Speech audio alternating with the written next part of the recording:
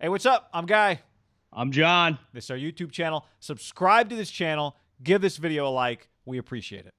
Check out our podcast below in the description. We got a lot of 49er talk. We got talking George Kittle. We'll talk about John Lynch, Kyle Shanahan. Also, NFL trades, you name it. We're all over it. Gambling, fantasy, we talk about it all. Daily fantasy. We're big.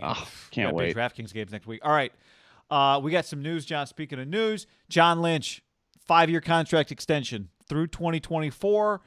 Add that to the 6-year extension. Kyle Shanahan already signed this offseason. And the brain trust locked up for a long time. They're not on the same exact timetable, which we can talk about later, but that's not really the headline here. The headline is that this organization that lacks stability is now, you would say, one of the most stable organizations in terms of a front office in the NFL. Pretty incredible turnaround. If you would have told me the night, I think you text me, I did. Wow, or That's whatever. right. It's just one of those moments where you're not on Twitter and your buddy, your podcast partner / YouTube partner, tips you off. It's a Sunday night, right? Basically, like you're not going to believe what you're going to see. And John Lynch was named the general manager for Kyle Shanahan. I think people forget, mainly just because the way society works. And I mean, hell, 2020, I forget the Super Bowl, and it wasn't that long ago, let alone just everything that's happened over the last 3 years. When they were hired, the turmoil this organization was going through, Trent Baalke, they'd had a long time general manager, right? They had kind of blown through coaches from Harbaugh to Chip to Tom Sula, but they did have a constant. It'd become a GM first organization. And historically had blown through coaches even before Harbaugh. Yeah, so I think we all, what Kyle had done in Atlanta spoke for itself, but you just never know. They were trying to force general managers on Kyle. Remember, I think Chris Ballard wouldn't interview. They were forcing all these random number twos around the country. Maybe it's Louis Riddick, right? Yeah, George Patton, the general up there in Minnesota. It was just, it was like, okay, but it can't be worse than what it is, but is this really going to work? And then with John Lynch, and then, Guy, how bad the first 2 seasons were. Now, you can justify it any way you want. The records were the records. And they drafted 9th, and they got McGlinchey, and the next year they drafted 2 and got Bosa. Now, part of that was Jimmy Garoppolo getting hurt, but I would have said after the second year and they had 2 top 10 picks, if I would have told you that these 2 guys were going to get 11 years worth of extensions the following season, would that have been decently hard to believe? Because I would have said yes. Yes. If now they still have to live out these contracts, but if on the day that John Lynch got hired, you said, just FYI, in 3 years he's going to sign another 5-year extension, you'd be like, well, did they win the Super Bowl in year 1? No, they're actually terrible in year 1. Well, in year 2, no, they're actually terrible in year 2 too. Wow. Guy, you're going back through. What if I just told you last year, this time, July 29th, those 2 guys got 11 years worth of extensions over a month period of time? That's true. I just think it would have been unfathomable. Maybe Kyle would have been believable, right? I think it was clear he was a good coach and people liked him. I think the Lynch thing was really up for debate. We don't truly know the dynamic. I think there would be only a handful of people that truly know the details of their working relationship. It's fair to say, though, it's a really healthy relationship because once Kyle got extended, if he did not like him or it wasn't weird or if there was anything, and there had been some, articles in the past that they immediately shot down. And remember, Kyle vehemently shot down publicly. No way John Lynch gets this extension, right? Yeah, no way. I mean, I think for all the questions we have on the outside on exactly how it works, clearly inside you don't get a 5-year extension, which as of this recording we don't know what the money is, but we know the money the first time was big, right? We assume it was pretty big. Well, he was making good money, right, coming from Fox, unlike a lot of GMs, they get their first job. Didn't need this job, that he's clearly viewed as very valuable. Now, for a variety of reasons. Speaks for the franchise on a regular basis, sits side by side with Kyle, works with Kyle, manages a football department, but also does this other stuff where he manages kind of being the big picture face of the organization or the voice of the organization with Kyle. I think maybe it's possible that as much credit as we give John Lynch and how he gets universal praise for everything by and large that he does, people like him. People He's love very him. liked. Yeah, people like that him. maybe, but do you keep getting extensions just for being liked? I think you have to be even more valuable than just likable, and maybe we undervalue what he means to the organization, even to some degree, even though we're always giving him praise. I think there's a value, and Ozzie Newsome had this, and probably the last GM, because a lot of these GMs now are just scouts, right? They just come up the scouting kind of, and not that Ozzie didn't, but he was a famous player, and then he was a highly respected player. Now, granted, they won a Super Bowl relatively early in his career, which I think, you know, gave him a lot of credibility, and he drafted really well. But I do think there is a price tag to pay to just have Ozzie Newsome speak for your organization, right? To have John Lynch, because there is a credibility when that guy walks through the door that it's harder for John Schneider and the Brett Veaches and the Howie Roseman to ultimately attain, even when they win a Super Bowl and are legend. Like it didn't take John Lynch winning a Super Bowl and really even getting to the Super Bowl with this team. If he just got them on the right track, being John Lynch, being Ozzie Newsome, being, let's say, like if Richard Sherman ever wants to do, those type names, I just think change your like it's easier to flip on a Trent Baalke than it is going to be John Lynch, and there'll probably be a little more consistent. He's a more consistent human being, but I do think there is like a unquantifiable value to John, even despite the things that you talked about, like speaking for the organization, treating people, all that. I'm just saying, John Lynch is our general manager. I think Jed and Hall of Famer Parag, John Lynch. Yeah, just the value to him. Future Hall of Famer? At this pace. And the value in terms of, now Kyle clearly has a good rapport with players, but also another guy that has a really good rapport with players.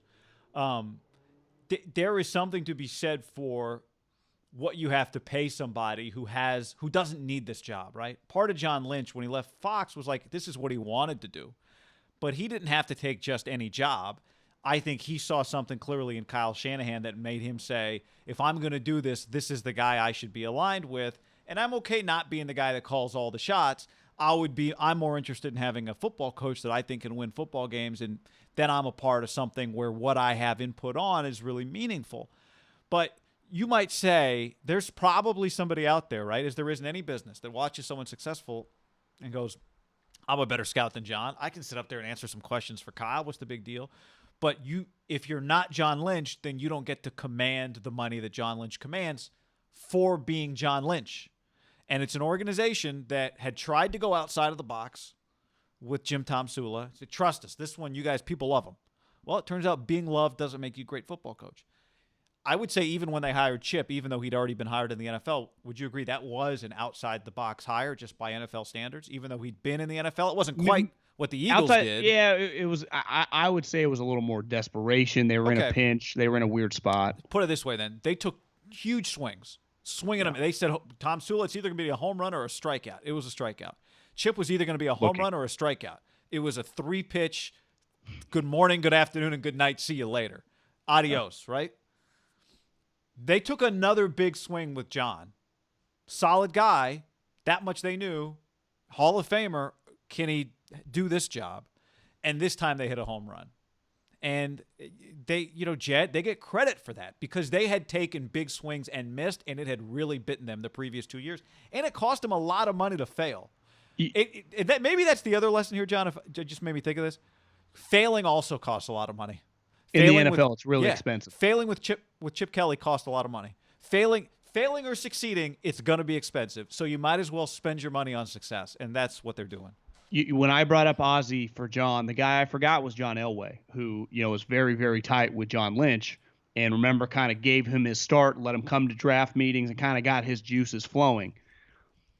There is an element with John Elway, despite things getting kind of shitty the last couple of years in Denver. And I know he takes some heat maybe from the national media, but you still have John Elway leading your franchise, and he's proven that he can win and recruit, and now it kind of feels like they're good again. I would say the difference, though, between like John Elway than Ozzie, who worked with Billick, and then with Harbaugh, like he's like, I'll work with any personality, any type coach. John Lynch, while he was hired kind of by the coach, he still is proving like I have a big, I don't know if you'd consider Kyle a big ego coach, but he's a big name coach now, ton of juice. I can work with him seamlessly. And I think that's like, you could say for Elway, it's like Elway wants to be the star. And I think we've seen this in the NBA before when these really famous guys get this job. Like they can overpower. They're the most famous. And that's what. And it can change as time goes on. What makes Ozzie's like arguably the greatest tight end in league history before Gronk ever appeared. and was just, everyone said he's got to get along with. He's just low ego guy. And that's kind of the opposite of Elway, like big ego guy, got to be the biggest name in the room. And I think John is like the perfect guy you look for. Huge credibility as a human, Stanford, Pro Bowl, borderline Hall of Famer. Everyone knows who he is if you're a casual sports fan. Super smart, can learn this job, and can get along with a coach that, who had a knock before he got here from being kind of high stress, kind of a tough guy to deal with. Now, I don't think that's the Kyle that we've experienced, though I'm sure he's not the easiest guy to deal with when you lose a game or whatever. But John, it might be the perfect human on planet Earth involved with football to have this job. Honestly, guy. And also to be able to push back a little bit, because you'd say there'd be some easier kind of pushover younger guys. Right? Like Kyle has to respect the person who's pushing back on him, especially if that person isn't actually, it doesn't just get to say, I'm your boss, we do what I say, right? So how do you listen? How do you get an opinion in the room that you're willing to listen to? Well, it's got to be, I think the word with John Lynch probably, and maybe I feel like all the compliments is sometimes it's like, it's almost disrespect. Like, oh, well, we don't know if he's an evaluate. It's hard to know. But I do think clearly one of his greatest tangibles is his intangibles, right? He obviously is an intangible guy. Well, it's hard to monetize intangibles. He's a C on his uniform. He's a captain. Yeah. Right? I mean, it sounds cheesy or whatever, but like in the NFL, in a sport where like in baseball, you'd say that doesn't matter. Like Jeter was the captain. He was the captain because he was a clutch in ninth innings. Like it had nothing to do with like rah-rah speeches and shit. In football, that does matter. And it is a clear delineation of like the greatest leaders in the history of the sport, like tend to go on to be really successful humans and highly thought of in the business community. Like we can start rattling off names. And I think he's one of those. And you could argue for a guy going into his first job, they started really shitty. He might have been the perfect human for this spot for Kyle those first 2 years and help Kyle kind of now take off into stardom. And I wouldn't say take a back seat, but just kind of be along for the ride and not a huge ego play, which at the end of the day torpedoed their last, what it felt like. Are the Niners and Balky and Harbaugh going to be a dynasty? No, it sank at the bottom of the river after year 3. Having success does not guarantee that everything stays the same. That's the hard part, is having success and then maintaining the relationships, maintaining the respect, maintaining the efficiency. Everybody gets richer, maintaining the workflow. So I also tip my hat, and I know he's making a lot of money and he has a famous public job. But he does not need this job. So even if he stays and does this for part of why you pay, 7 John. years, I'll be impressed, guy. Well, no doubt, but that's part of why you pay. It's like, I recognize you don't need to be here, so let me make it worth your while. Yeah. Someone else like, I could do the job for cheaper. It's like, yeah, but you're not John Lynch. Yeah. We're paying because he could not do the job and still have a fine life, right? Niners went from... Like, why did Steve Kerr get so much money when his first NBA coaching job? He didn't need it. He didn't need it. Remember that there was a famous statement once upon a time when Jim Tom Sula was playing the Cleveland Browns and Mike Pettin laughed at the Niners saying, they make fun of us. Check out their building. It's on fire, basically. No, and the Niners were the Browns, and now the Niners... They're the Niners again. Are turning into one of the more stable organizations in the league.